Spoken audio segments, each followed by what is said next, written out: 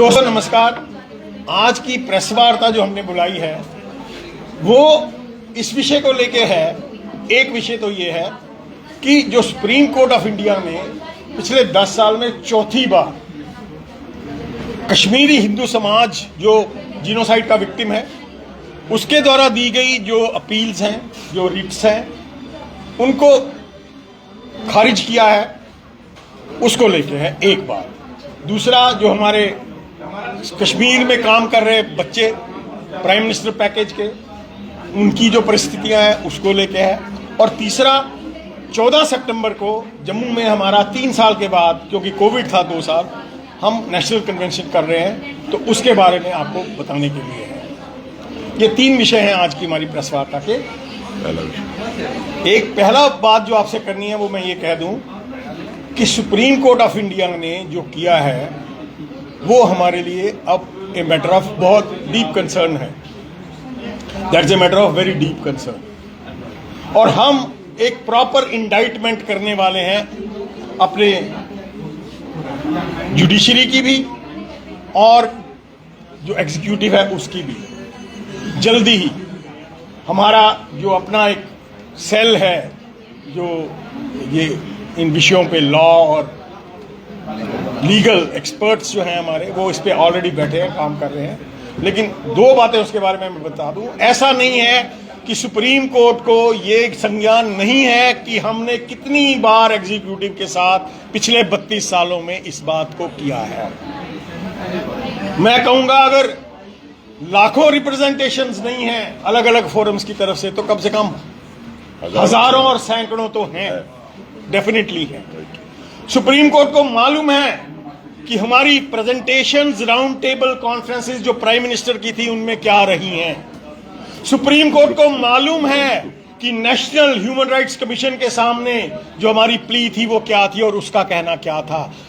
उन्होंने भी माना था कि एक्ट्स अकिन टू जीनोसाइड हुए हैं इनके साथ। अभी रिसेंटली 1.5-2 साल पहले जब JKLF पे बैन लगाया गया तो इंडिया के जो फॉरेन सेक्रेटरी थे, उन्होंने होम सेक्रेटरी थे, उन्होंने ये बात कही कि JKLF पे बैन इसलिए हो रहा है क्योंकि JKLF ने हिंदुओं का नरसंहार किया है कश्मीर में। ऐसा नहीं है कि सुप्रीम कोर्ट को ये बातें मालूम नहीं है। सुप्रीम कोर्ट तो अखबार में कोई खबर आती है ना, उस पर भी संज्ञान लेता है। जब सुप्रीम कोर्ट ने एग्जीक्यूटिव को कहा कि नए लॉज बनाइए रोड ट्रैफिक को लेके, तो वो एक स्व मोटो था और जुडिशियल रिव्यू के लिए कहा गया कि पुराने लॉज को बदल दीजिए। तो क्या सुप्रीम कोर्ट के पास ये ताकत नहीं है? ये सब ताकतें हैं। लेकिन आज विवश हो गए हम ये मानने पे कि चाहे सुप्रीम कोर्ट ऑफ इंडिया है, चाहे वो देश का सत्ताधारी पक्ष है, एग्जीक्यूटिव है, वो खुद इस देश के शासक नहीं है। वो प्रजातांत्रिक प्रणाली में इस देश के नागरिकों की जो मंतव्य हैं, जो उनकी आकांक्षाएं हैं, वो उसमें भी पूरा नहीं उतरते, क्योंकि वो एक इकोसिस्टम के तहत काम कर रहे हैं। जो इकोसिस्टम भारत में उन फोर्सेस ने, जिनको हम इंपीरियलिस्टिक और जिहादी फोर्सेस कहते हैं, ये उनके द्वारा लाया गया एक इकोसिस्टम है जिसमें वो काम कर रहे हैं। कोई सोचेगा भारत सरकार की इस पे संज्ञान हिंदुस्तान का समाज नहीं लेगा, भारत के नागरिक नहीं लेंगे, तो वो गलतफहमी में है, मुगालते में है। ये देश आज वो पुराना 70 साल पुराना देश नहीं है। आज इस देश में एक नई जागृति है और उसी जागृति के कारण ये लोग सत्ता में आए हैं पूर्ण बहुमत लेके। आज हम इनको इंडाइटमेंट करेंगे, शीघ्र करेंगे, इसमें हम समय नहीं लगाएंगे। पहली बात तो ये है। दूसरी बात रही जो हमारे बच्चे वहां हैं, कुलदीप जी बात करें।